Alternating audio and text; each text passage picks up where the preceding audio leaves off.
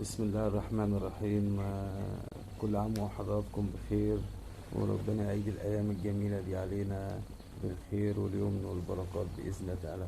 طبعا أنا زي ما انتم شايفين أنا بصور بالطبيعي عادي، ولا توضيبات ولا أي حاجة.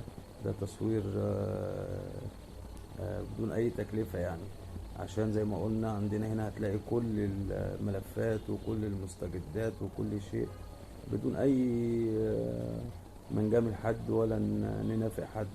لان احنا طبعا اللي ما يعرفنيش كابتن علاء موسى، السي في بتاعي كان في اول حلقة دوري ممتاز، واحترفت دوري ممتاز في البحرين وناس كتير من زمايلي طبعا في مجال الكورة كلها الحمد لله أصدقائي وأصحابي.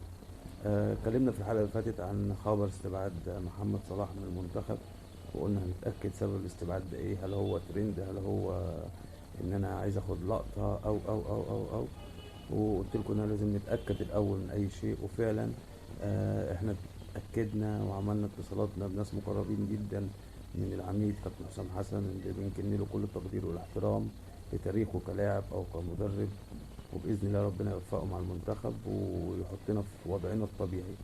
استبعاد محمد صلاح كان استبعاد طبيعي لاصابته، لاستكمال شفائه. في ناس قالت ان ليفربول هو اللي طلب عدم استدعائه في معسكر مارس. ده شيء حقيقي، بس هو طلب عشان الراجل قيمة كبيرة بالنسبة ليهم وبالنسبة لينا عشان يتم شفائه.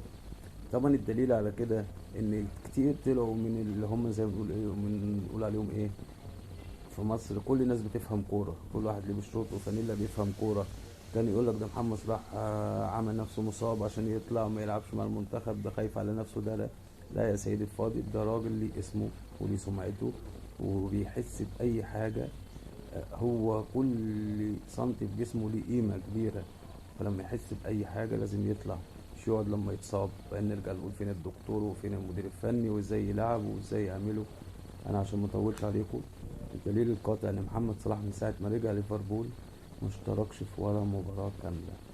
اشترك في مباراة سبارتاك موسكو جزء بسيط ومباراة سهلة. الدليل الأكبر إن قيمته وفي مباراة زي السيتي اللي هي مباراة قمة وما اشتركش غير في جزء أخير منها، وجاب جون حسب أوفسايد. فاحنا طبعا بنأكد إن الاستبعاد كان استبعاد طبيعي علشان الإصابة يتم الشفاء منها. بنكن كل التقدير لكابتن حسام حسن ولاختياراته، بإذن الله ربنا يوفقه في المعسكر اللي جاي.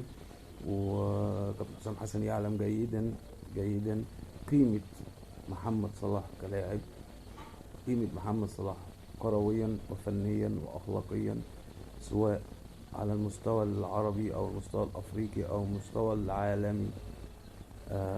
كل التوفيق لمحمد صلاح، كل التوفيق لمنتخب مصر، وبإذن الله بإذن الله بإذن الله منتخب مصر هيرجع مع كابتن حسام حسن لمكانته الطبيعية ومع محمد صلاح كمان.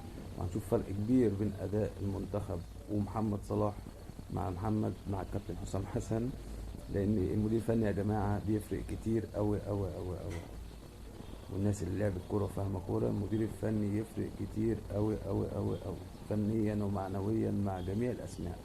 وما أظنش إن في مدير فني في العالم يكون عنده ضمن منتخب بلاده اسم زي محمد صلاح ويفكر إنه يستغنى عنه أو يستبعده إلا إذا كان فعلا مصاب. كل التوفيق لمنتخب مصر تاني، وكل التوفيق لكابتن محمد صلاح في ليفربول، وإن شاء الله ياخدوا الدوري الإنجليزي السنة دي وياخدوا الدوري الأوروبي وكاس انجلترا.